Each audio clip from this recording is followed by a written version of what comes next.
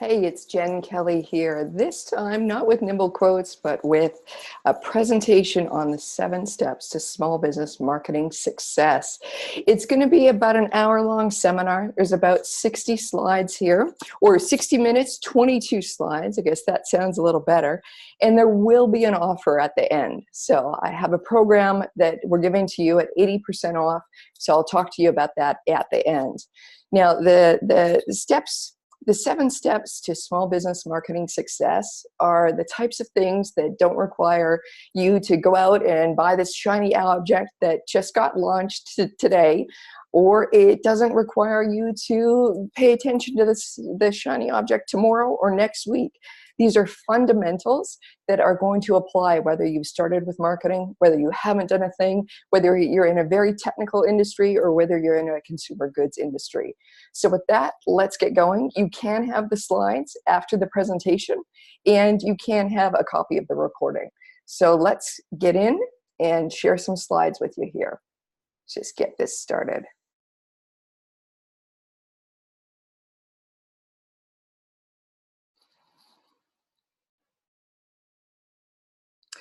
Okay, first of all, why should you pay attention to a webinar by myself? Why the 7 steps? Why Jen Kelly?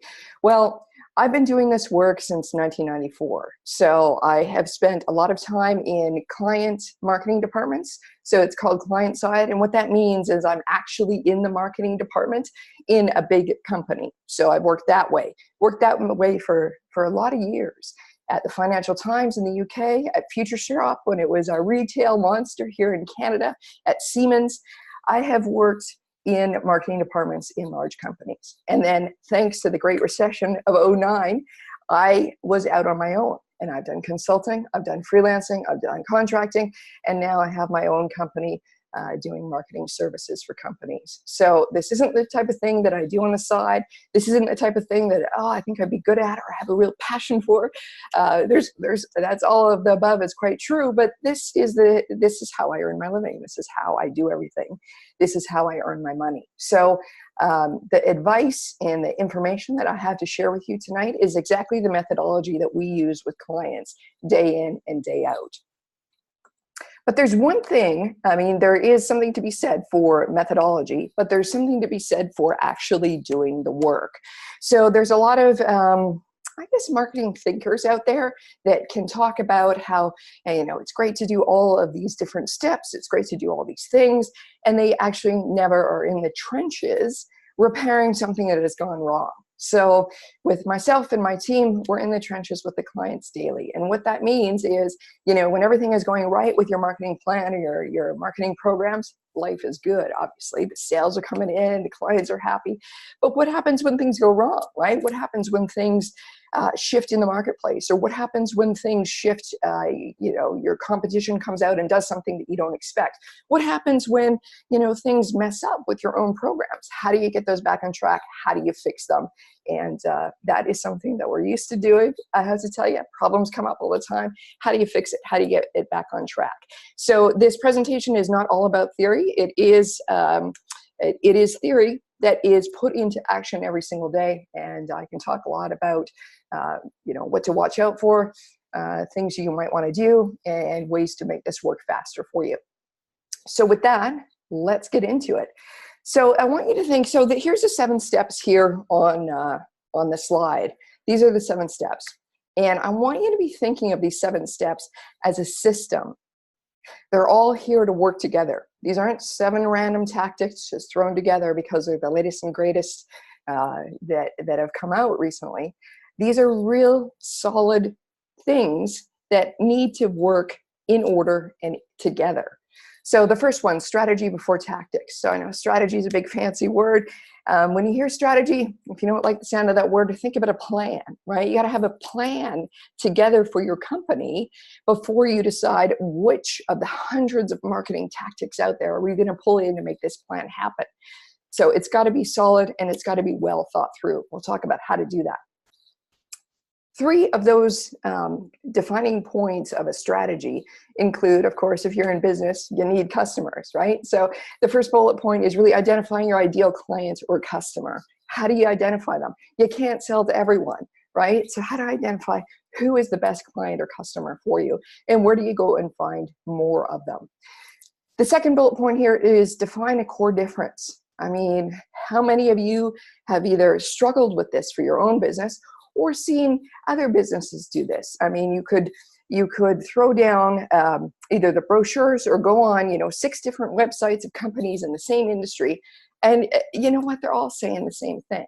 So how do you make sure that you come up with a real difference that isn't just you being crazy to just try to get attention? The difference really is baked into, the secret things and the great ways that you and your business and your team show up and do the service, produce the product. We'll get into that a little more. Third bullet, make the competition irrelevant. Wouldn't that be great, right? Competition is always going to be out there, but if you get yourself positioned in a way that no one can come and compare themselves to you, there is a few things that happen with that. First of all, you become the only, you become the go-to, and people can't shop you on price because there's nothing to compare you to. So that alleviates a lot of the pain that small businesses and large businesses have. So we'll get into exactly how do you do that? How do you make that happen for your business? Number 2, it's a little rhyme here, and we'll explain that. The know, the like, the trust, the try, buy, repeat, and refer. It will take you through those steps, tell you what they mean, and why they're so important for your business. Number 3, publish educational information. Number 4, we're going to talk about creating a total online presence and why you need to do this. Not just because there's all kinds of social media, platforms out there, you better go down all of them. No, not necessarily, but there is some research and some information that I want to share with you that will convince you that you have to be in more places than just your website. Number 5, we don't have a business unless we have some sales. So we're going to help you out trying to figure out how do we find our sales prospects. Number 6, convert more of those prospects, right? It's great when people think, oh yeah, I'll do business with you, but how do you close them? How do you really make that happen? And then number 7, live by the calendar. That may sound a little bit sort of out of line here, but it's one of the ways you can just keep the sanity about running marketing in your business. So with that, let's get going. Number 1, strategy before tactics, right? So you want to identify your ideal client or customer, define a core difference, and make the competition irrelevant. That is, in essence, what you need to be doing before you decide, is Facebook the place to advertise? Are we going to do 6 trade shows this year? This is what you need to do. So how do you do it? Let's go through that. So if you think about your clients right now, clients, customers, intersperse any word, either of those 2 words for your business. There's kind of, they're going to fit into one of these 4 places on the quadrant, right? They're going to be, if we start from the top left, they're going to be profitable, right? Some of your clients are very profitable for you. If you go down, some of your clients are what we call detractors, right? You're doing the work, there might not be a great fit, you don't seem to get along, you don't seem to be doing it right, your communication style is just, it just always feels like this, right? They're not ideal for you. If we go over to the right here into refer, you've got people that sometimes aren't your clients, but end up referring you business like there's no tomorrow. And it's kind of like, well, that's great, but I mean, if you're referring business, I'm like, why aren't you a client of mine?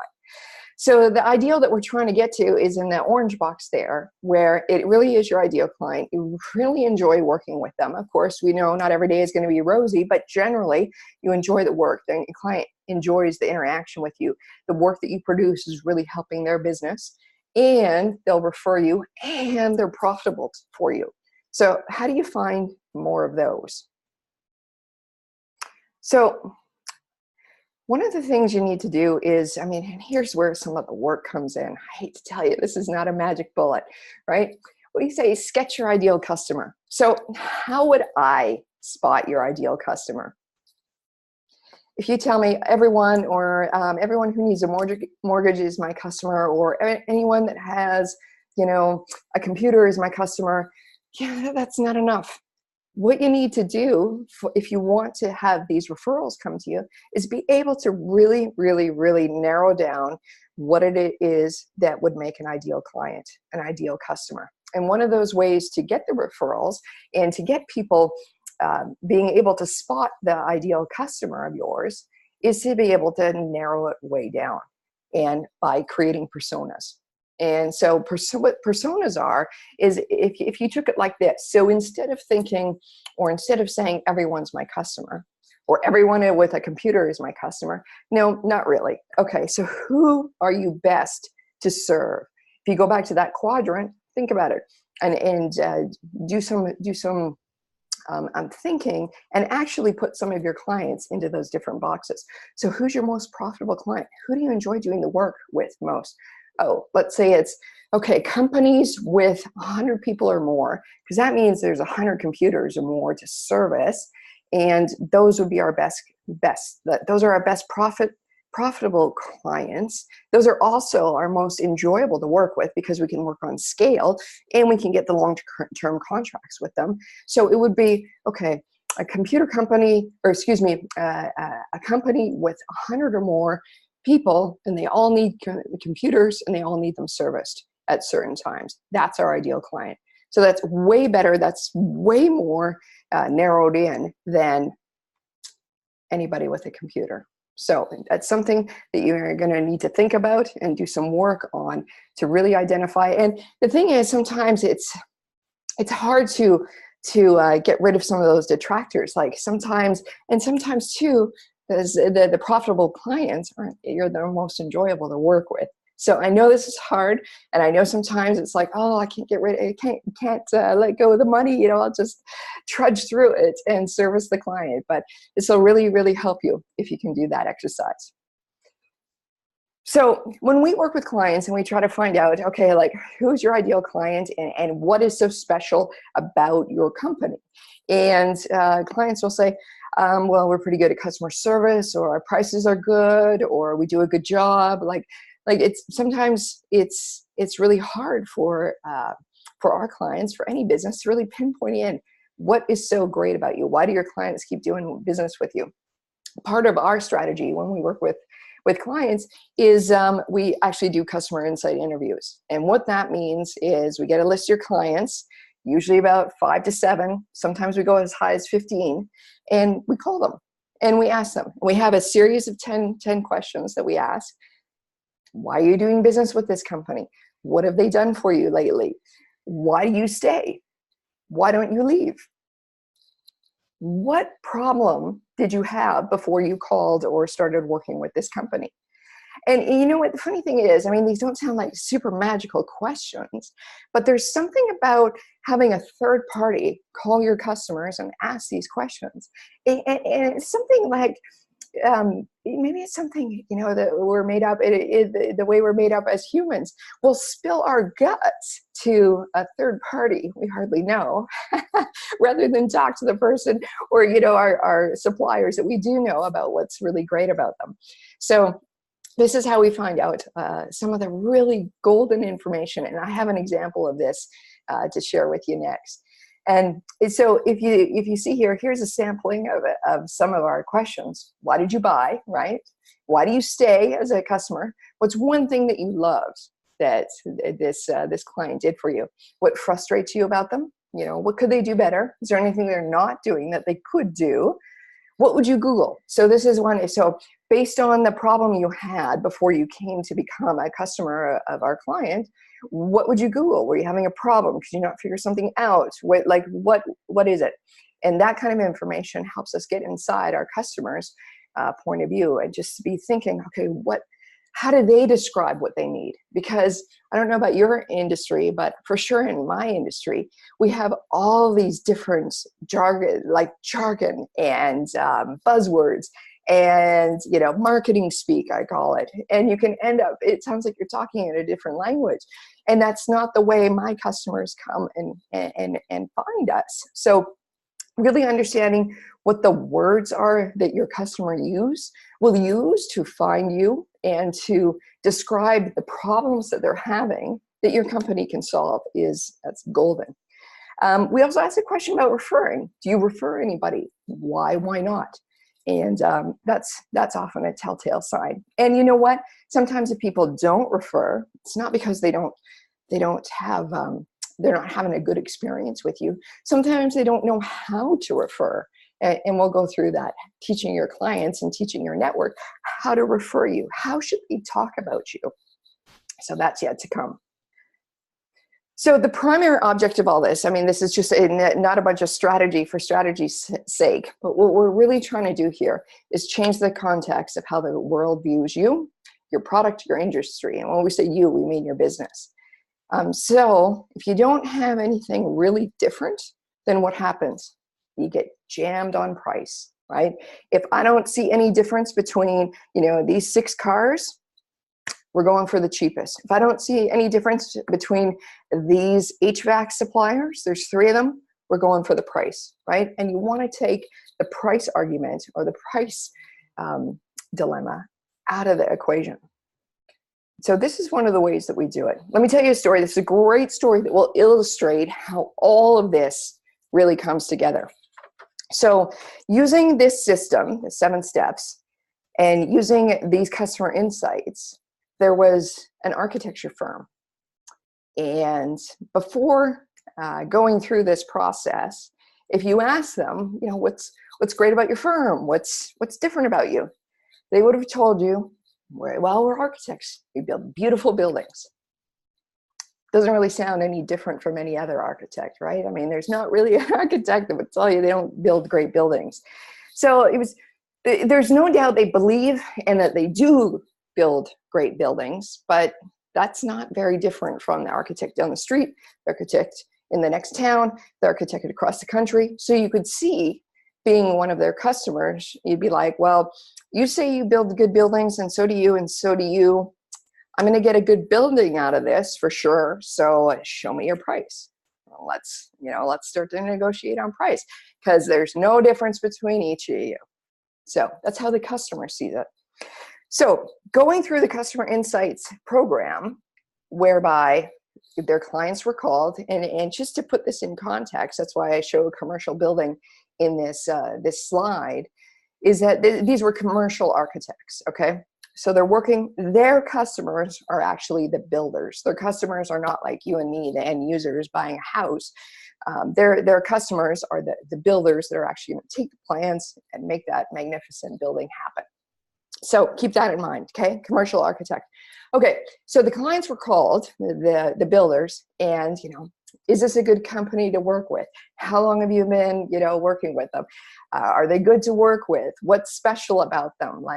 And one of the things came out of the interviews, and one of the builders said, well, they help us get paid faster. I mean, sure, they build good buildings, but they help us get paid faster.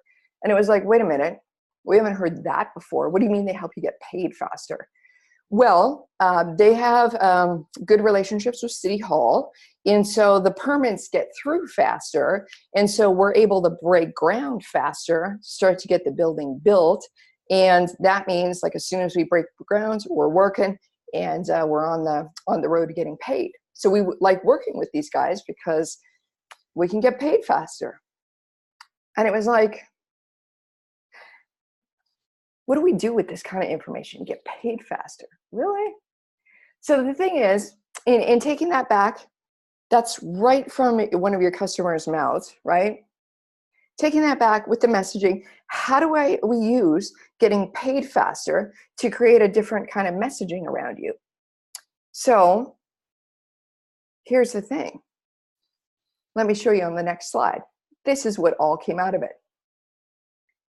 So instead of being told when asked, what do you do for your living? What's so great about your architecture firm, right? We build great buildings. Well, instead of that, the answer now was, we help contractors get paid faster. Remember, that is their customer. Oh, well, that would be a neat thing to hear if you were a contractor, instead of we build beautiful buildings, right? Okay, and so how do you do that? Well, we have a zoning adjustment compliance system. So this was all named, and we have a process to do this. And so what started to happen was this architecture firm, instead of building beautiful buildings, positioned itself as the contractor's architect. And guess what happened? Nobody else was positioned as the contractor's architect. Nobody else could say, we get the plans through City Hall fast, so you can get paid faster. And what do you think happened? So instead of, back in the beginning, all these architects saying we build beautiful buildings, you have all these architects saying we build beautiful buildings, and then you have the one saying, we help contractors get paid faster. Oh, I'm a contractor. That's great. Your buildings are nice. Let's talk about how you can help me get paid faster. So that's an example of how the differentiation happens. And then there's no talk about drilling them on price. What happened with this architecture firm is within a year, they increased their sales by 20%. So, and again, this is a methodical process. It's not going to happen tomorrow, but they were able to get themselves out of the price competition and secure a different niche for themselves, all because they went through the process of having their customers interviewed and finding out what really is the sweet thing that we do that no one else does. The funny thing is, these architects had asked their contractors, like, why do you like working with us? And that never came up. So it's just funny how sometimes a third party or a stranger can really start to dig and get more information out. Number 2 is know, like, and trust. So here's 3 stats here I want you to basically memorize here. So the first one, 70-90% of the buyer's research is complete before they even begin engaging with a vendor. So if someone lands on your website, you can bet if they're filling out a form, they've already decided, okay, yeah, this is one of the companies I'm going with. So you got to think about that. They are researching before they come and make a decision to do a business with you. Next point here, this still blows me away. Consumers engage with an average of 11.4 sources of information before buying a product.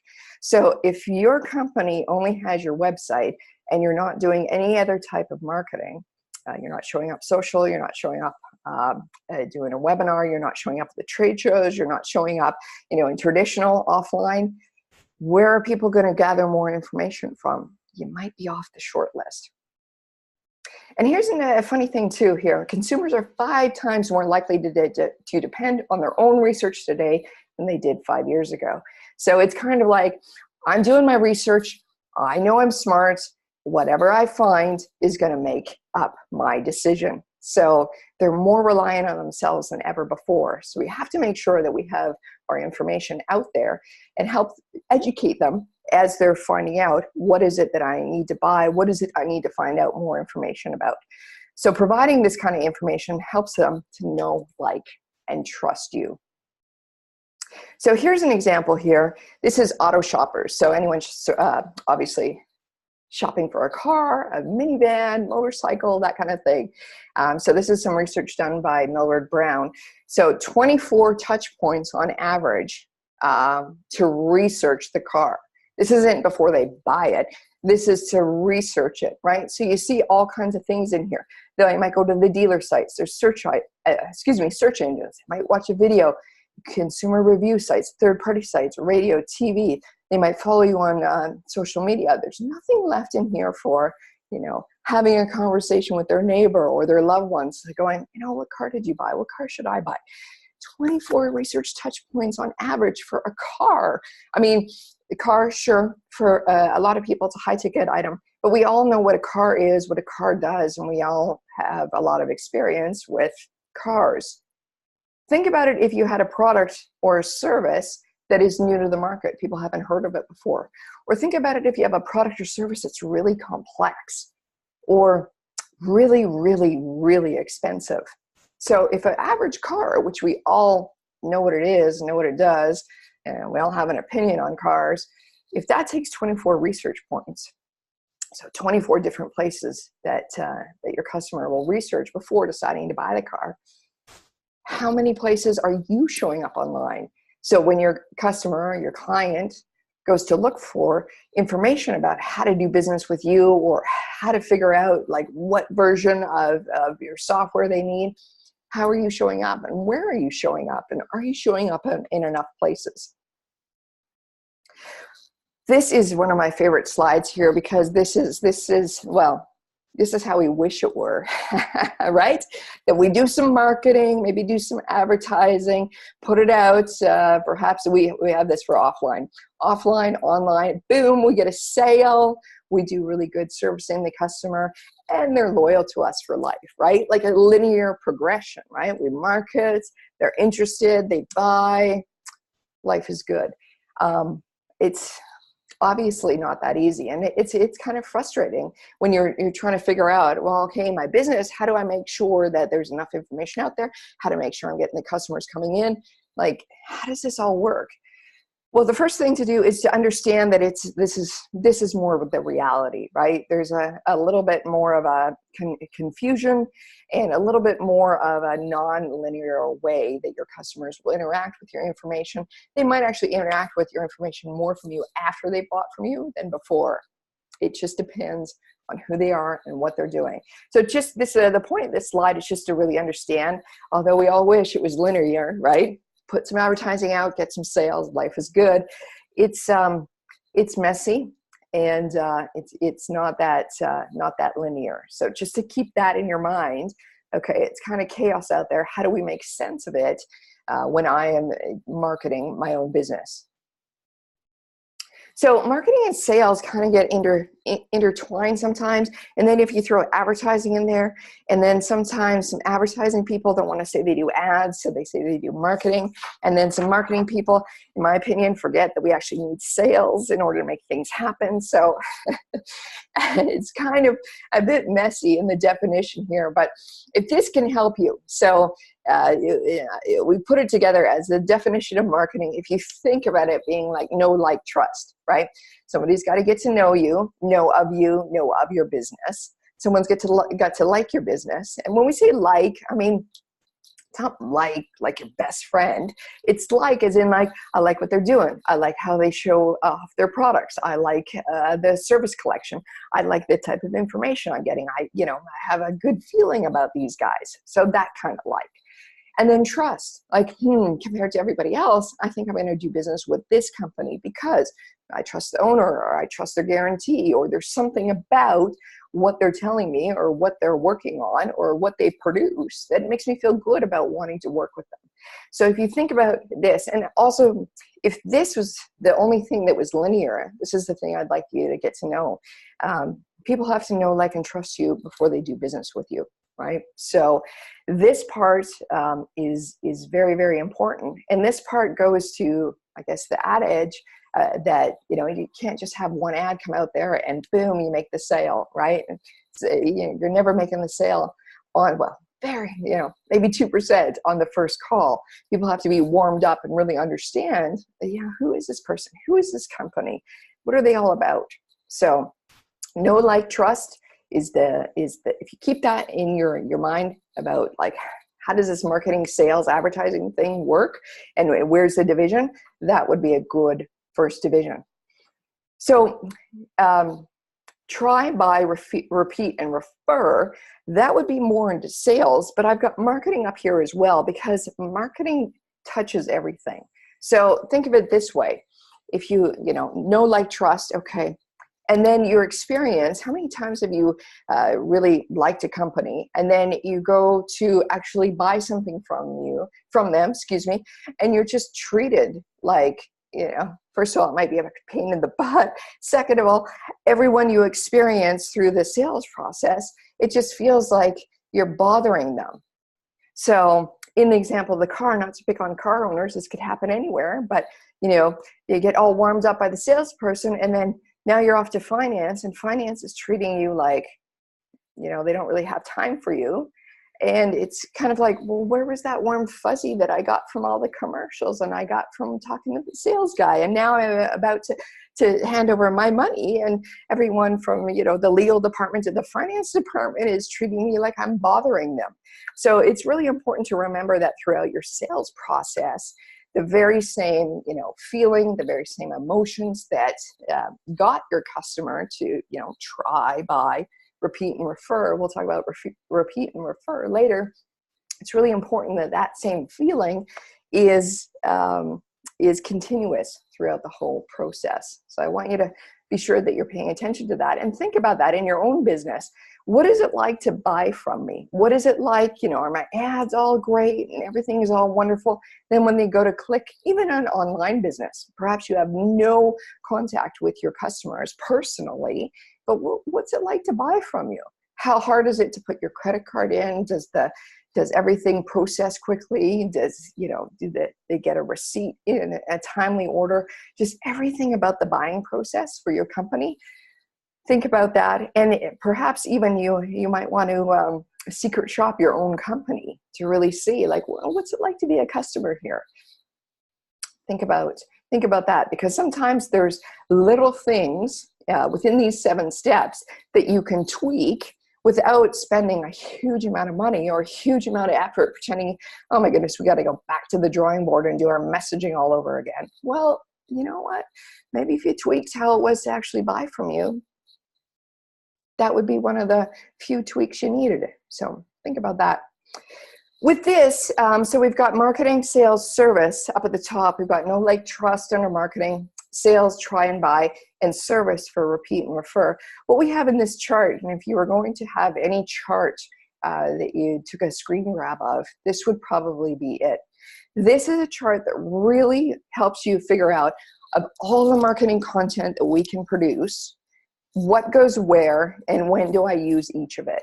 Because you can be producing ads and the stuff on your website and brochures if you interact with a client in real life, and then you got a customer event. You're kind of like, where does everything fit as somebody is coming along to get to know my customer or my business? So on this chart here, it's got the know, like, trust, try, buy, repeat, and refer on the side. And then on the right-hand side, what it has is, this is example of content. This is example of information that you can produce in your company. And this would be where it should come in the funnel. I mean, you have to understand your buyer's journey very well, but this is a way to map, okay, what area are they in getting to know my company, and what kind of marketing things should we be promoting, or what should we be sharing with them now? So this takes all of the marketing content that you could ever produce and puts it in a very organized way to figure out, okay, where are they in the sales funnel and what should I share with them next? Number 3, publish educational information. So keep it in mind that people are looking, your customers looking, 11.4 pieces of information before they buy from you. So how do you make sure you can get that kind of information out there? So here's 4 ways to do it. First of all, have a body of information. There is information, there is really good industry information or product information or secret tips that you and the folks in your company know about. A really good place to go, actually, is what we found is asking the salespeople, what kind of questions are you getting every time you go out on a sales call? What kind of questions are you getting in your email that you find yourself answering every day? Those are the kind of questions that your customers are asking you and that you've got the information for. So collect that and really, it's a kind of thing that sometimes, well, people do this, but companies do this too. You take for granted what you know. And you guys know a lot of information about the industry. You know a lot of information about different things, different tips, different tricks, different ways to either install your product or use your service. And it's really important that you first of all acknowledge that, and then start to share that information. Number 2, major themes. So this is where the keywords would come in. When we talked back in the beginning about how would your customer search Google for the problems that they're having that your company can solve, your clients are using words that may be simpler than you would describe your company or your service or your product. So making sure that you understand what those words are is really important, because then you'll want to understand, okay, that's what people are looking for, talking about. Those are the problems that they are having. How can we produce the information and get it out there to help them answer that question? Number 3 is an editorial calendar. So this is really living by the calendar. So you got all this kind of information, and maybe you organize it, the calendar year. Maybe you're in a seasonal business. Maybe there's different things that happen during the year. Sometimes there's really busy periods. Other times it's not so busy.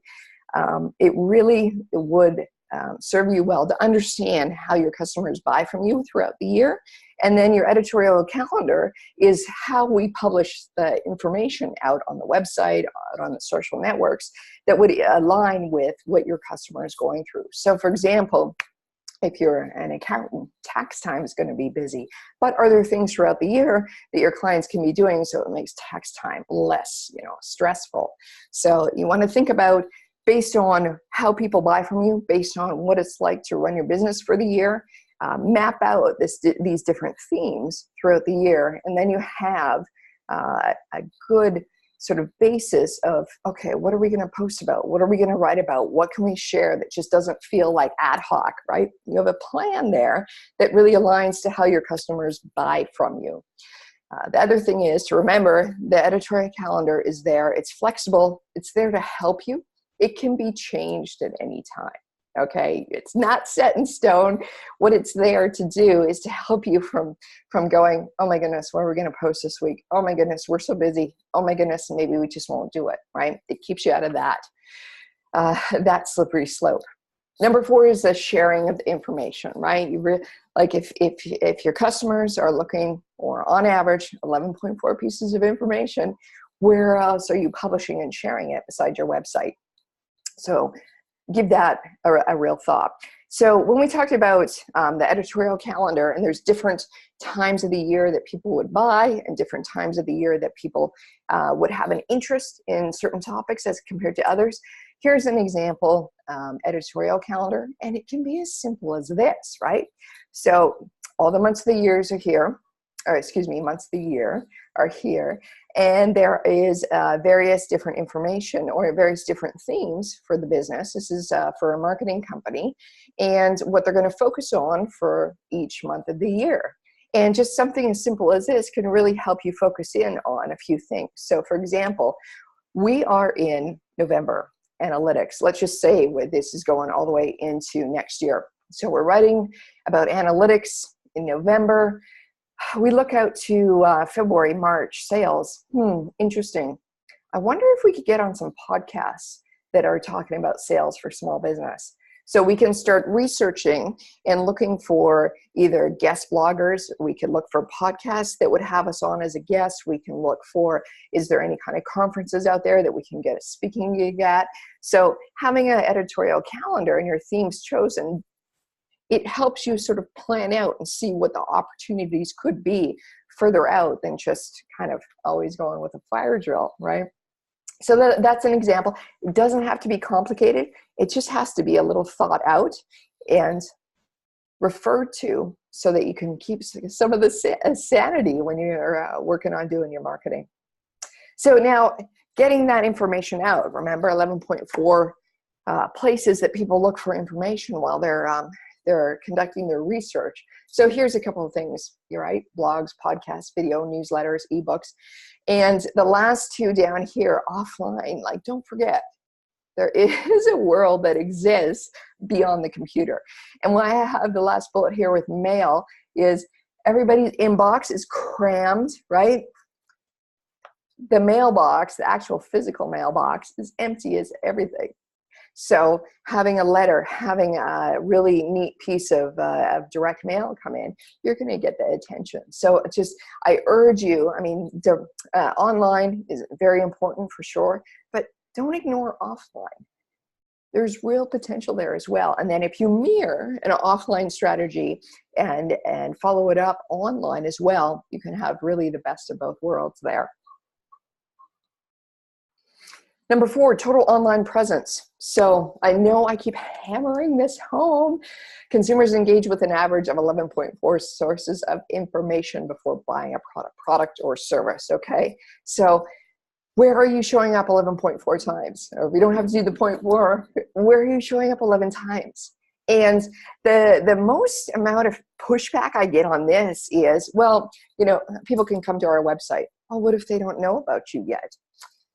What else do I get? I get, well, we're going to just sound like if we repeat ourselves, if we do a blog and then we put that same blog in our newsletter and then we have that blog going out on LinkedIn and then we have somebody from the company writing that blog as an article, and then like they're just going to tell us that, you know, we've already heard that. Never in all my years of doing any marketing online has anybody said that to our clients at all. It's really interesting, and I can sympathize with it. You just feel like, oh my goodness, if we're going to be everywhere, like, aren't we going to annoy people? But you got to think, as much as we love them too, not everybody is going to come to your website. Not everybody is going to open your email, even if they're subscribed to your list. Okay, so you got to meet your customers where they're at. So some of the people will be connected to you on LinkedIn or follow your LinkedIn company page. They're going to get their information from you there. Some will be Twitter, some will be the website, some will be blog, some will be at the networking event that you go to every month. That's why you have to be everywhere. That's why you have to be everywhere that it makes sense for your company. And don't worry about, oh my goodness, we're going to be too many places, or oh my goodness, somebody's going to say, I saw that in your blog. Why are you posting it in your newsletter? We have never had that happen. If 11 places is too much, start with 2. Just get off. So you get your website, just add 1 more. And then next quarter, add 1 more. Just take a baby steps for it. But do understand, this is a stat. This is research backed. This is from Forrester. This is what people are doing. This is not what we wish they would do. This is what they're doing. So take it, understand, 11 places. Total online presence. So here are some ideas: your website, your blog, online reviews, online directory listings, your email newsletter, social media. So I want to talk about the LinkedIn article. So for those of you in a company that, or those of you that are executives that are new to this, we have found that one of the best ways to start to get raising an executive's presence online is with LinkedIn articles. And we find that for a couple of reasons. One, if there's any kind of allergy to social media, it seems like LinkedIn is the one that they're least allergic to, because LinkedIn has managed to stay very, very business focused for a long time. 2 is they're already connected there with business contacts. So it might be customers, it might be peers, it might be people that they want to do business with. And starting to have them write articles, or sometimes we take the blogs and post it on their personal LinkedIn as an article that they have written. That is a way to really kind of slowly dip the toe in the water. They look good. They're on a professional site. They're saying something that has already been approved, and it's going out to their network, right? And it feels like a less scary thing to do than to try to do anything else. So if you are working with an executive, or you have an executive team that is just, like I said, allergic to social media, we found our best work and our best way to get that going a little better is definitely with LinkedIn. So if you're running up against that as well, give the LinkedIn article strategy a try. Number 5, we come to sales. We're almost there, guys. It's 7 steps. We're at 5. So here's the thing. You're running a business. You need sales. You need sales.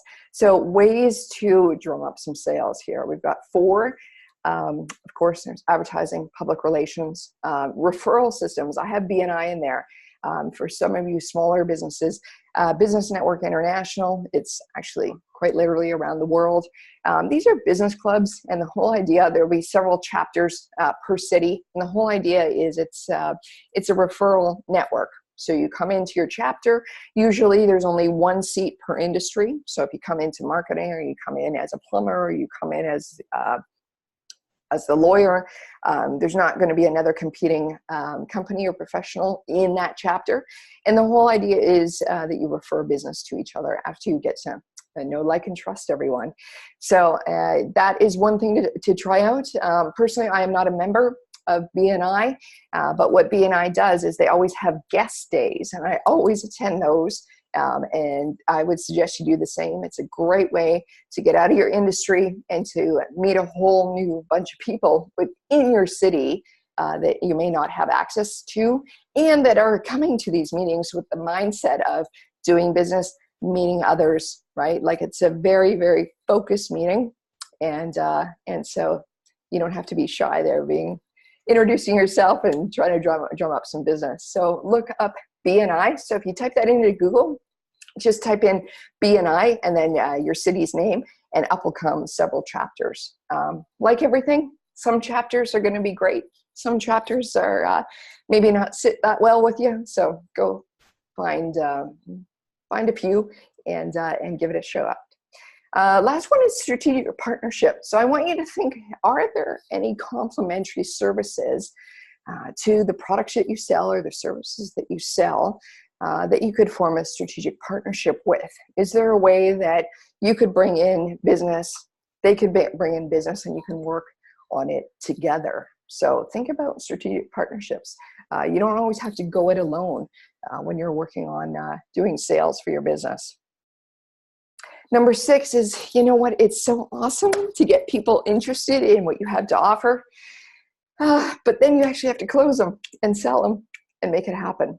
So some of the ways to do this, there is discovery programs that you could do. So that if we think about know, like, trust, try, buy, repeat, and refer, we think about the try thing. That's really interesting because we usually run up against blocks with people that don't have a product, right? They think, well, I can't give away anything for free. We do a service, and our services, are sold in 1-year blocks. Like, what can we do? So an idea to think about there is to do maybe a discovery. Is there, a 2-day or half-day session that you can provide to the clients that would be at a different cost than it would be to do a whole year engagement with you, but that would give them a chance to really experience what it's like to work with you? So think about the discovery. That would make the next step to actually buying your services a lot easier, because they've had, half day, 4 hours to warm up to you, understand your process, understand how it is to, converse with you and sit across the table from you. You could even do it on a webinar like this, but think about a way that you can get your programs into, trial size. And this is not to cheapen anything at all that you do. This is just to really get that relationship going and get your potential customer to take that one step forward. In a presentation, you could be doing a presentation like this, right? Give a seminar, a talk, a workshop, a webinar, so people get the chance to see what is your methodology and how do we have it explained to us so we can feel a little bit more comfortable about possibly working with you. Monthly touches, right? So once you have people that haven't yet bought from you, but are interested, maybe it's not the right time, maybe the budget cycle, you missed the budget cycle, but you want to keep in touch with them. So you really got to think about how can you do those monthly touches, or every 6 weeks, or every week, whatever works for you. And how do you keep it fresh, and how do you keep it valuable to the potential customer?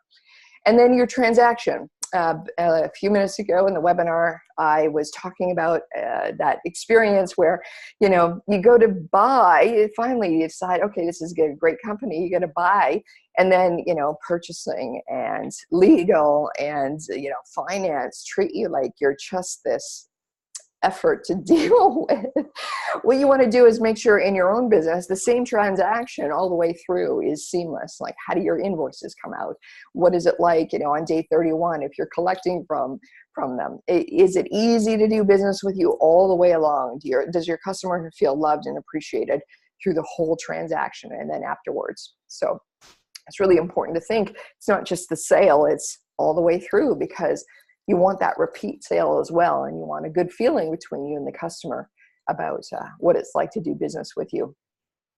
Number 7, we've made it almost to the end here. Live by the calendar. So this is one of the things that is going to keep your marketing working.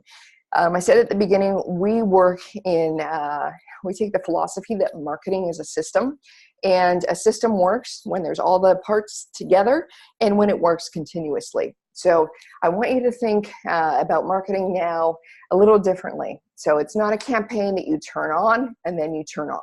It's something like payroll. It's something like your manufacturing line, right? Could you imagine payroll? Your folks getting paid every 2 weeks, then every 2 months, then every 6 weeks, then every 2 days, like that kind of fluctuation. You never have that. You run that system seamlessly.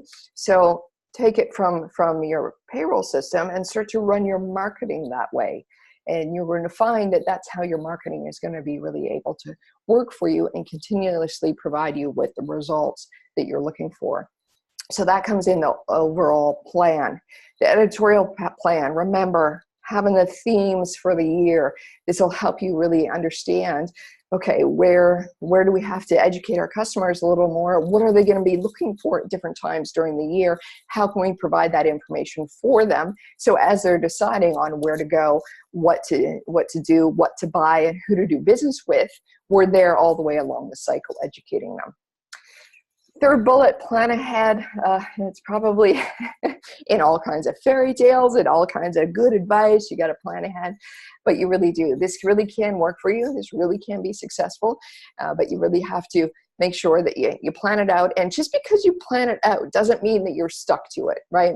The plan gives you a good framework of what to do, and you can always change it, right? If things happen in the market, if things happen with your competition, if things happen with your own business, things can change. That marketing calendar, the editorial plan, everything can change. But if you have a framework there to sort of keep you going, you will be way more productive with your marketing than you've thought possible. And last one, add marketing to your budget. Add some investment dollars to your budget to market your own company. You spend a lot of time making sure that your clients and your customers are happy. Start to treat your business like a client or customer, and just add a bit of money to it, and you'll be able to grow. With that, we have to remember there is always someone who will do it cheaper. So I thought this was really funny. And any business owner out there, I hope you're getting a bit of a laugh about this, because we don't want to go on price, right? That's the whole idea of planning out and really working to figure out what our core difference is, so we can't be compared on price. And now I talked to you at the beginning about the offer. We do have an offer here tonight for you. One of the things I talked about during this webinar was the 11.4 sources of information, right? Your customers, your consumers are looking at 11.4 different places. How do you get it all out there? And then as well, like, are you showing up okay? Maybe you're doing this already, but you're like, well, I don't know how effective it is. So we've got an opportunity to do a total online presence discovery for you. And this will give you the lay of the land of how you're showing up online, how your customers are viewing you, what's going on the technical back end of your website, so how Google is seeing you, what's going on in your customers' social media and on their website, what's going on with your social, where the opportunities are, because when we do these total online presence discovery sessions, it's not all bad news, right? We don't always come back and just say, oh my goodness, what have you been doing? All is lost. We often come back with really interesting insights, and our customers are often doing better than they thought in certain areas. So you really get a bird's eye view of that. You get to see what's going on with your competition and where there's opportunities to win. So this will show up and give you some opportunities and some areas that you can win online that you may not have ever considered. So how this works, we do an intake conversation. We can do that over Zoom. We go and we research and we review and we get all this stuff put together so that we can give you a presentation and show you what we found. When we present our findings, there is a slide and we can record it, because oftentimes there's a lot of information that comes out of this, and you got to think about it and digest it. So we give you a video recording on it. There's a 15-day turnaround on this. Usually it's $9.99, and we're giving it to the webinar attendees tonight for $199. So that's 80% off. That'll give you a good idea of how you're showing up online, what you can do to improve, how your competition is showing up online. We often have people that just have this thorn in the side about how their competition is like eating their lunch. And we do one of these total online presence discovery sessions. And yeah, it turns out they're not doing as well as you thought they would. So that can be a real peace of mind for you. So $199, a webinar exclusive. Email me at the email below and put webinar $199 in the subject line, and we'll get that for you. 15-day turnaround. So before the end of the month, you could have everything sorted out and know where you're winning online. That's it. Thank you very much for attending. I really appreciate it. Let me know if you want the slides. Let me know if you want the recording. And other than that, have a great night.